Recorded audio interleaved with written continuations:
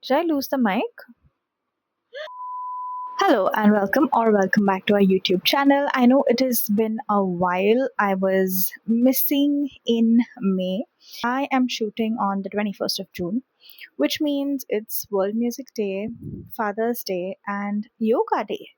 So happy all of these days to all of you. I just got back from a very good movie called Main Vapas Aunga. It's by Imtiaz Ali.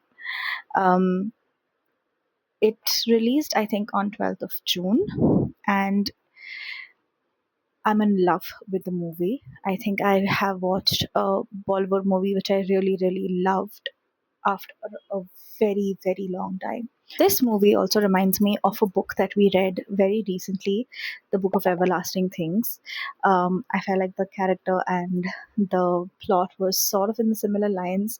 So it was like me watching that book come alive in front of me, and that was even a better experience. Yeah, if you have also read the book, you will know what I mean. So if you're watching this wherever you are, if the movie is running, please go and watch it.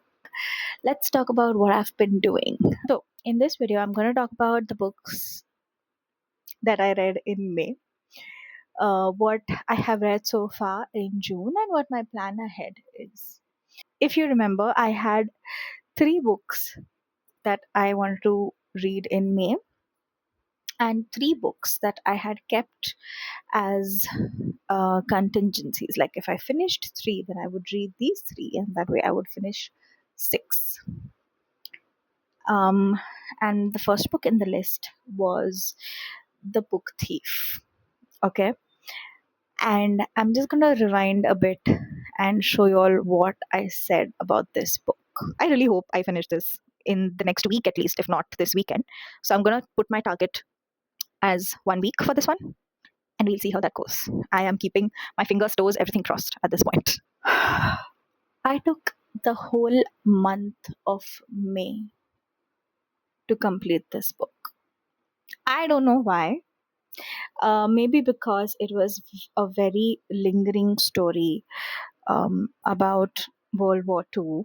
I was loving the whole story. I was in it completely. But because the vibe was so melancholy and so sad that I was not feeling like I want to pick this up and read it at a stretch. You know what I mean?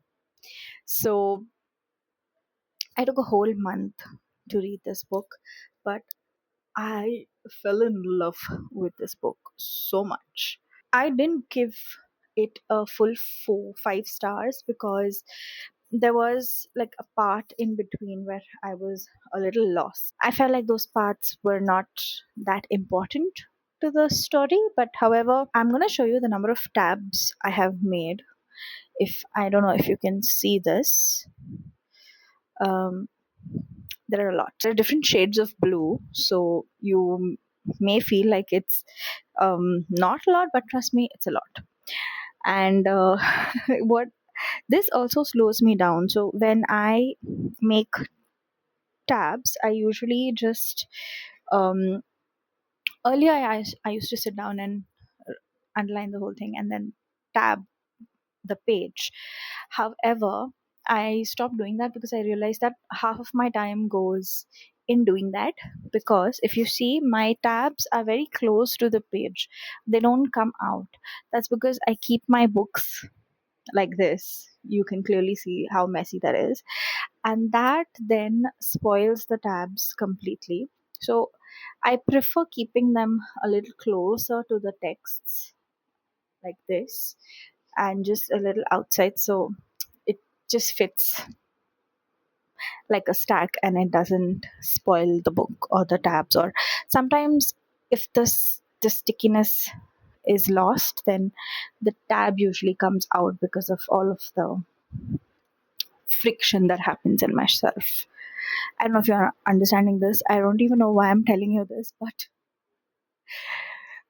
making tabs as I read really, really slows me down. And so I finish the book. I just like make brackets or mark something with a pencil, and then I sit down. After I've finished the whole book, then I sit down and I underline and I make tabs. Yeah, so May was just one book, and somehow I couldn't fathom it because in April I read five, and then in maybe go to one. So I was like, what is happening? But hey, we are back, and with a bang, because I am on my fourth book of June. So I'm gonna take you through what all I started reading. Of course, my May TBR was completed in June, and that included the Simkin Prophecies by Samit Basu. We read this for the book club for the month of May, but most of us were not able to complete this in time, so we pushed it to June first week, and we all um, had a great discussion. We quite unanimously said that this is a good book. However, the beginning is a little here and there, and it doesn't connect um, with the reader immediately, which is why this book lost a few points. But apart from that, this is a really, really good book and a really good world. And for the fact that it was written so long ago and it is the first Indian fantasy, I think this book is great. It's beautiful imagination, beautiful world building. It's a mixture of Indian mythology and a lot of inspiration from the folklore mythology bits. It's worth reading for sure because it, I mean, it's India's first fantasy, so you have to give it a go. It's part of a trilogy, and we did establish the fact that we will complete this trilogy because this book was left at a very nice cliffhanger. It has a mind blowing twist at the end, which none of us saw coming. So it was nice. It was a really, really good book. Um, I would recommend if you are into fantasy, and I would recommend especially if you are looking for something by Indian authors. Next, I read Hamnet. I read it on my Kindle. I really loved this book. I think it was so imaginative, so emotional. Basically, this is a story about William Shakespeare's family and how they must have felt when he lost his son Hamnet. The story revolves around his family and his setting. Of course, the names are a bit different here and there. I just feel that it's really, really amazing that she really dived into this feeling of grief and put across a perspective that is nowhere in history or anywhere in literature. So I really loved that. This was part of the crossword book club, but I didn't complete the book in time, so I couldn't even go for the meet. But I did read it for the reading challenge. There is nothing really that I didn't like in this book. I can't really point out on a single thing that I didn't like particularly. Yes, in the beginning, it didn't grasp my attention as I would have liked, so maybe that's why I didn't give it like a full 4 5 stars, but it's definitely like a solid 4.25 or something for me. But it's really good, and the writing is beautiful, poetic, um heartfelt. I mean, you really, really feel for the characters. I did weep at one or two instances in the book. So yeah, that way it's a great piece of writing. Next, I read The Midnight Library by Matt Haig. Now, this was a very popular Bookstagram book. I think it came out in 2020, but I happen to just pick it up now. There are a lot of mixed reviews out there about this book, but somehow I feel like I quite enjoyed it. This story is about a girl who is really tired of how her life is going, and she wants to end her life. And she does attempt, and in that attempt, basically, she finds herself in between life and death in a dimension where she gets to choose an outcome in which she would probably want to live. And so she finds herself in this library, and there are a lot of books in that library about her life. And there is a book called A Book of Regrets. And so she tries out all of these lives. That's pretty much it. That's the entire premise of the book. I really like the whole concept. I think it was quite a promising story with like the multiverse doing its thing and telling you about the different possibilities that could have been had you made a different choice. Overall, it was a nice feel good book. At the end, the author is just asking you to be present in your own life and make the most of where you are, because life is not a midnight library, and it's not going to give you everything you really wish for or want for, but you have to work with what you have. So, all of that. It's a great message. However, I felt like the author didn't really pen it down very well for those who may fail to see what the true purpose of this book is and might just read it just for the sci fi aspect of it. I don't know. I think I quite enjoyed the book. It was very fast paced. That I really liked about the book. So I actually finished this book in 2 days, I think. And I was listening to the audiobook as well, so that helped. If you're someone who is looking for a fast paced novel, something that will cleanse your palate in between heavy books, then I think this is a good read. Though there are a few elements of grief, and of course, because our female main character practically attempts to kill herself, that is um, one triggering aspect in it. However, I would still say that it's a good story to read in between just for fun, or just to sit down and when you don't want to think too much, you can read this. Though towards the end, it does give you a lot of food for thought, and that's great because that is actually the purpose of the book. Yeah, I think you can give it a try if you've not read it yet. I know a lot of people who love this book, so if you are one of them, I want to know why. Like, what is your reasoning for it? I don't love it. I really like it. Next book that I am still currently reading is The Vanishing Half by Britt Bennett. Now, if you remember in the last video, I said this was the book that I will complete in May, but obviously, since Book Thief was the only one that I read, I'm reading this now.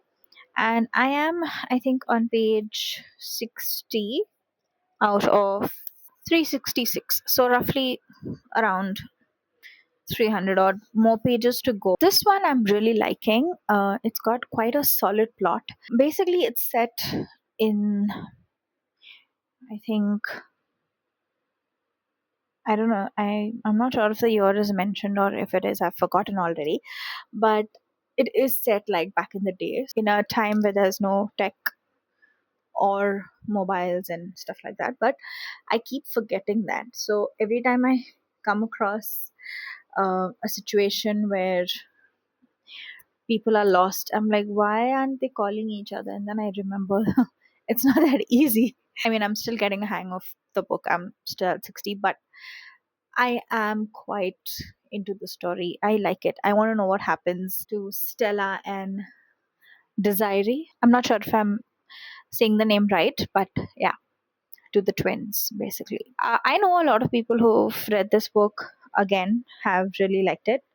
So I am excited to see how I feel about it, and I will tell you in the next vlog. So I think the next book that I'm going to read is The Lido, and I had talked about this book last in the last video as well. It is supposed to be like a feel good book, and I think I'm gonna leave my June reads to that, and let's see how much I finish. And then in July, I haven't really thought of the books that I want to read. However, yeah, I'm just gonna tell you the reading challenge prompts for these two books, for for these three books. So I'm reading the Midnight Library for the prompt. I don't know if I mentioned it in the last video, but I'm just gonna put it here and I'm gonna tell you about it again, which is for a story about second chance. Hamnet, I read for a story that reimagines history. The Book Thief is a book inspired by true events. And The Vanishing Half, I'm reading as part of the prompt of a story that explores the meaning of home. So, the other book that I could have read in this prompt was The Namesake by Jhumpa Lahiri. I haven't read that one yet, and I don't know, maybe if I have some time in this one or in the coming months, I may read it. My mic is acting funny, so I had to connect it to the charger. I hope you can hear me. Please hear me. I don't want to reshoot again. Anyway, my list for July is not really ready. I haven't really thought of what I want to read, but there are quite a lot of books in the list, and I think I'm going to stick to my reading challenge and decide from there. So I have this prompt called a story where the main character breaks the rules, and I really want to read The Secret History by Donna Tartt. Now, I have not read Donna Tartt before. I know Goldfinch is like a great book by her, but I haven't read it yet. And last year I got a chance to read If We Were Villains for our book club, and some people said that it is quite similar in terms of the themes to The Secret History, and that I should read that as well. And so I thought that it fits this prompt perfectly. And so this is what I'm going to read for um, this prompt, basically, uh, for a story that where a main character breaks the rules. Actually, this book also fits in another prompt, that is a book with a secret in its center. I will complete two prompts if I complete this one book. It is quite a loophole in our own reading challenge, but we do it sometimes when we just want to complete the challenge. And I mean, these are like big books, so I think it's fine. So yeah, I'm thinking I'll pick that one up for July. And another book that I was thinking to read was Harry Potter, because why not? It's July. I was thinking of reading book 2 of Harry Potter, that is Chamber of Secrets, because I read book 1 last year. I have read both of these books when I was really young, so this is like a reread for me. But I feel like I am discovering so many aspects of it again, because there were so many things that I've already forgotten about Harry Potter books from the time I first read them, because I watched the movies a lot more than I have read the book. There's me trying to rectify that. And I feel like I'll read Harry Potter in July. Yeah, that sounds like a plan. And I'm going to read this book for the prompt, a book that reminds you of your teenage self, because it does. I read it when I was a teenager, so Harry Potter perfectly fits the prompt. I think I'm gonna stick to 4 books for the month of July. So we have these two, and the other two are basically going to be from my book club. For the month of July, we are reading Swami and Friends by R.K. Narayan. It's like a classic Indian novel. It's basically from the Malgudi Days collection. Uh, I think it's supposed to be like a fun storybook. So we just wanted to keep something that is a little fun to read as a group and discuss nostalgia of India, maybe. And that's why we picked this. I'm actually excited to read this. I don't know why. I, I think I'm going to really like this one. Next book is The Correspondent, which I am going to read for the crossword book club that I go to in the city. I've heard a lot about this book. A lot of people are loving this book on Bookstagram. It actually does fulfill a prompt about a book that's written on a form of letters, essays, etc.